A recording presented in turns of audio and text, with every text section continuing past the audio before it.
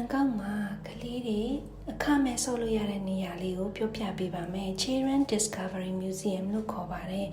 passport ဒါမှမဟုတ်ရင်ယာဉ်မောင်းလိုင်စင်နဲ့ register လုပ်ရပါတယ်သူကအဲ့မှာဝင်ခွင့်လက်ပတ်ကလေးပေးလိုက်ရင်အခမဲ့တနေကုန်နေလို့ရပါတယ် outdoor area တွေရှိပြီးတော့တဲတွေနဲ့တောင်ဆော့လို့ရပါတယ် indoor ဆိုရင်လည်းအဲကွန်းကန်းနေမို့လို့ကလေးတွေတနေကုန်စိတ်ကြိုက်ဆော့ပါပဲเนาะsafety လည်းဖြစ်ပါတယ်ဝန်ထမ်းတွေအများကြီးနဲ့စောင့်ကြည့်ပေးနေတာဖြစ်လို့ကလေးတွေကိုစိတ်ချလက်ချ indoor ထဲမှာပေးဆော့လို့ရပါတယ်ပြီးတော့ဒီလိုမျိုး digital set တွေလည်းအများကြီးထားပေးထားတာမို့လို့ကလေးတွေ station တစ်ခုနဲ့တစ်ခုမပြင်းရပါဘူးအဆောက်အဦဟာ3တက်ရှိပြီးတော့ဒီအတွင်းထဲမှာအခန်းနေနဲ့ပေါ့နော်မျိုးစုံပြပေးထားပါတယ်ဒီအခန်းမှာဆိုရင်လည်းဟိုအရင်ခက်ကဒီထိုင်းရဲ့တမိုင်းချောင်းနေစသဖြင့်အဲ့လိုမျိုးတွေပြပေးတဲ့နေရာတွေလည်းရှိပါတယ်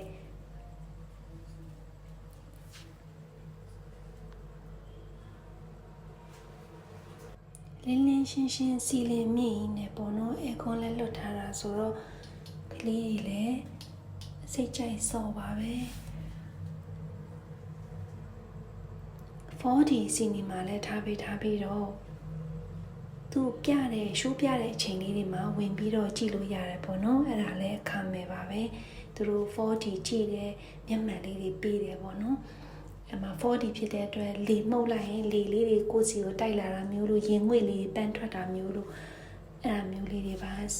sense ရတယ်ပေါ့နော်ကလေးတွေ enjoy ဖြစ်တယ်ပေါ့နော်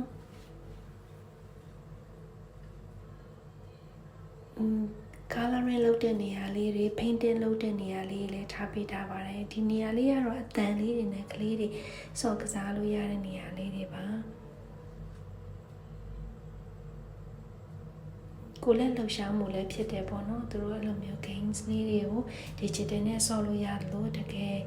အဲ့လိုမျိုးဖော်တုံးလေးတွေဟိုထက်ဒီထက်ပေါ့အဲ့လိုမျိုးလေးတွေအမှတ်ပေးတဲ့ဟာလေးတွေလည်းရှိတယ်ပေါ့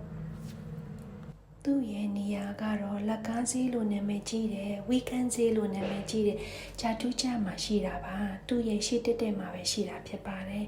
ဒီလိုမျိုးပညာပေးတဲ့science ပေါ့နော်သိပ္ပံပညာပေးဟာလေးအခန်းလေးတွေလည်းရှိပါတယ်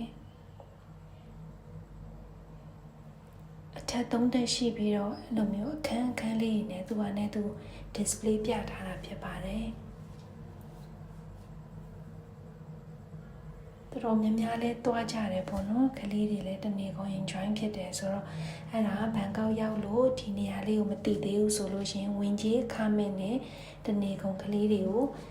လွတ်ထားလို့ရတဲ့နေရာလေးကိုပြောပြပေးတာပါ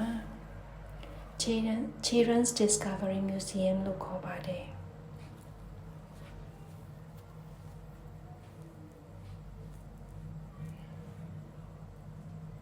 indoor မှာလည်းဂျာကြီးဆော့လို့ရလို့ outdoor မှာလည်းဆော့လို့ရပါတယ်ပြန်ထွက်ပြီးဆိုရင်လက်ပတ်ကလေးတွေပေးလိုက်ရုံပါပဲ